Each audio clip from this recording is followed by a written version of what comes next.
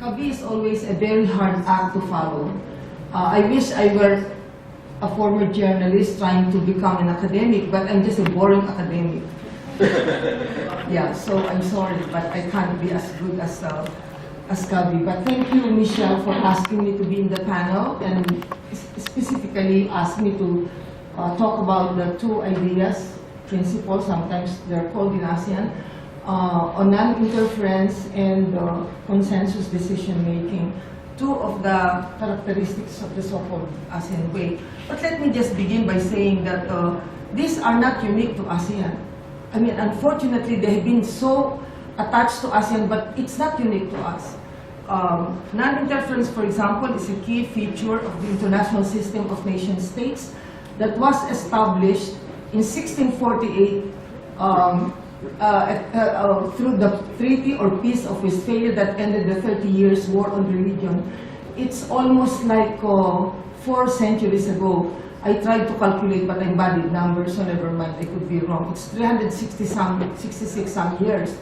And this is already 2014, and yet we are operating in this kind of international system that yesterday, many of you, particularly Professor Hernandez, pointed out had been actually intervening, that's my sense of it, intervening in the effective implementation of commitments, the effective, shall we say, documentation of things that happen inside one country, particularly in relation to violence against women and against children, including boys, especially in states, in conditions of conflict.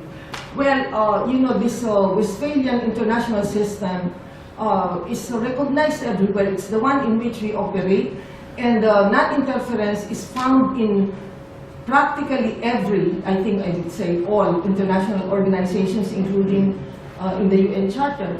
Why is this the case? I think it's because of the fact that nation states are seen as juridically equal, not really equal, okay? They possess national sovereignty. They also have national boundaries, national territories on air, on sea, on land, over which we quarrel a lot, as Kabi pointed out. And as a consequence of this, there is the concept that you respect the territorial integrity and the national sovereignty of other countries in order to keep the peace. So this is nothing new. It's not ASEAN. ASEAN did not invent it. But ASEAN is very closely identified with it.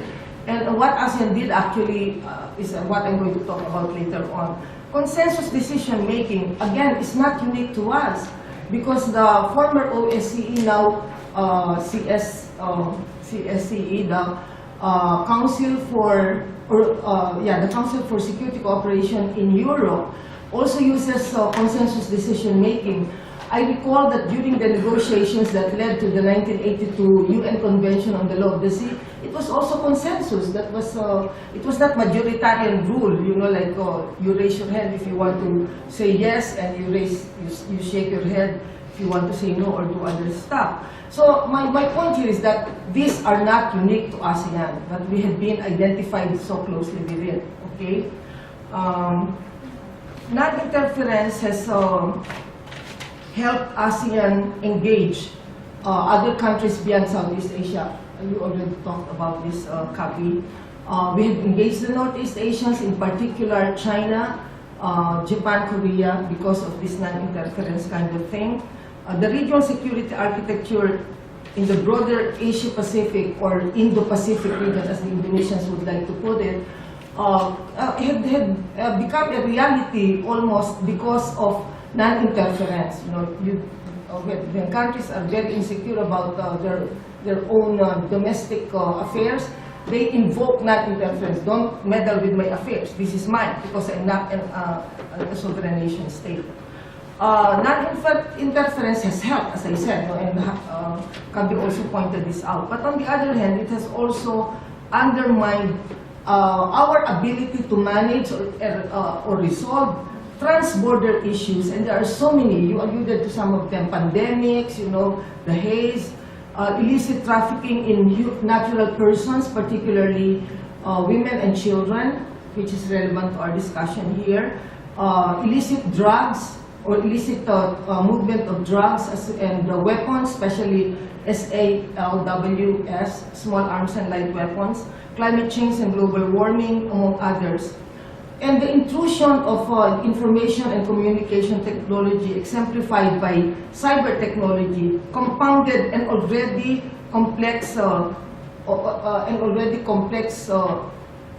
reality and our inability to address effectively trans-border issues.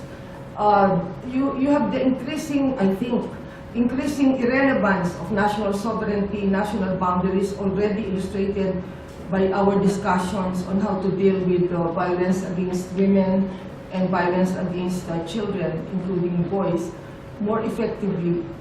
This is also increasing the frustration of relevant well, I cannot even read my own handwriting. It is increasing the frustration of vulnerable population that advocates in and out of government, and their advocates in and out of government. The frustration was seen in many of the panels in the past 2 days, but in particular yesterday, I think. It shows the challenges ASEAN and its work in progress of building the ASEAN community. I said ASEAN, not ASEAN. Okay. ASEAN community of 3 pillars. So it's really interfering in our ability to deal more effectively with the blueprints that you talked about. You talked about action plans. I think they're only the blueprints actually. The problem that I see with this non-interference thing and also the consensus decision making is that we have institutionalized this in the charter, and therefore, in my view, we lost some of the flexibility that we used to have, because now in order to change the way we do things, you need to go for charter amendment, and it takes hard and long to do this, again, because of the top-down rather than the bottom-up approach. If you ask many of the guys in civil society, those outside of the government, they would like to amend the charter to make it more in tune with the contemporary realities and needs. So consensus decision-making ensures that no measure will be undertaken by a group of states seen as inimical to the national interest of the state actor. This also ensures that decision-making will be slow and will involve serious and painstaking back-channel negotiations, persuasion, diplomacy, etc., which we have been doing. You have illustrated this campaign in your presentation. In ASEAN, the decision-making model is a long-standing norm. In effect, it gave each of the 10 member states some kind of veto. I always discuss this. When you look at the United Nations, it's over 190, almost 200 members, only 5 members have the veto. But in ASEAN, technically speaking, 10 member states have 10, well, each of the 10 member states have has a veto. I think we need to rethink this. Against the backdrop of dynamic changes, both in technology, global mega trends, in economic growth and development, increasing intellectual and emotional skills of individuals, the whole gamut of developments impinging on the system of nation states, the desire for progress appears to point to an interpretation of non-interference and consensus decision-making towards an interpretation that argues for consensus not to mean unanimity. This is my problem, and because I'm Filipino, by the way, we had a standoff with China in the South China Sea. And I was so upset, really so upset, to the point that that when I went to Cambodia on the invitation of the Cambodian Institute for Peace and Cooperation, they had a meeting on ASEAN and China and the South China Sea issue. I wrote a paper that talked about the South ASEAN and China and the South China Sea issue, a litmus test for ASEAN centrality, question mark.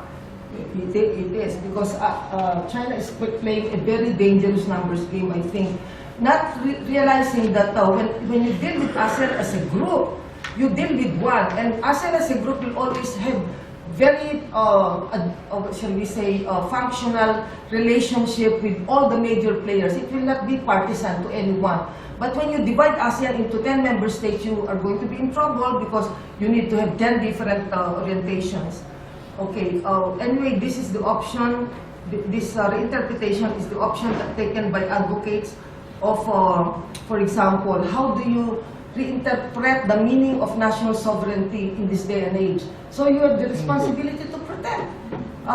National sovereignty does not mean I am absolutely in control of everything inside my territory. No way. You can't do this anymore because of the developments in science and technology, among others. So we need to reinterpret all these norms that used to govern, it continues to govern, by the way, or they continue to govern. The system of nation-states established 366 years ago by the Peace of Westphalia. Interdependence, especially driven by economics, has brought not only states but also peoples closer to each other. New actors are on the rise, or already, as already explained by many of our speakers, as I said earlier, particularly Professor Hernandez, when he talked about this accountability thing. In ASEAN, this is patently evident in the,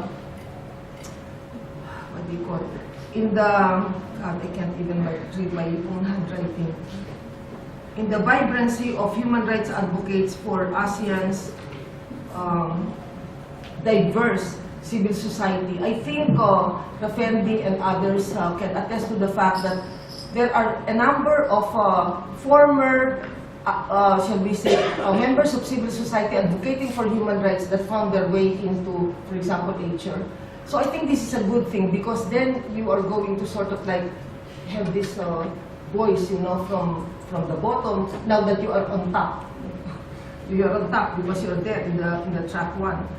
Okay, so in my humble opinion, these are very important developments we can ignore only at our own peril. I think you are saying this earlier in so many ways, much more interesting and straightforward and funny than I can ever do. So how has ASEAN navigated or danced around these two principles of non-interference and consensus decision-making? We have the role of the Troika, for example. We can discuss this later. The role of the retreat of foreign ministers would be another. The role of the ASEAN Secretary General. And I think we need to stress this, which is going to be part of my other points later on. What can we do? What should we do in order to move forward in relation to these two, in my view, double-edged norms or ways of doing things? Well, I think number one, we can make new bodies in the charter work. There are many new regional bodies that are built into the charter, but I don't think they are working the way they ought to be, or they were intended to be by the framers. One of the framers is UDAS Ambassador Manalo. For example, the CPR. Another example would be the committee of the coordinating committee. Because there are so many overlaps, so many wastage of the coordinating council, and they have to work as ASEAN, not as individual representatives of their respective countries. And the same is true with HF. HF has to work as one. ACWC has to work as one, not representing 10 different countries in that body. That's different. Number two, find allies within governments to push the envelope. We did this as part of the so-called track 2. We appeal to the self-interest of the decision makers. You need to sort of like rub their backs and tell them, guys, if you don't do this, you're going to perish. So they will be frightened. So you sort of appeal to their self-interest. This is Machiavelli. And then we have to have regional and global solidarity. This is very important. Not only with groups, but also with individuals that are of like mind. We have to find them, and we have to sort of like take up their causes as our own, because they are truly our causes as part of the people. I think I will have to stop here. And I'm sure that we have already stirred up a lot of trouble. Thank you.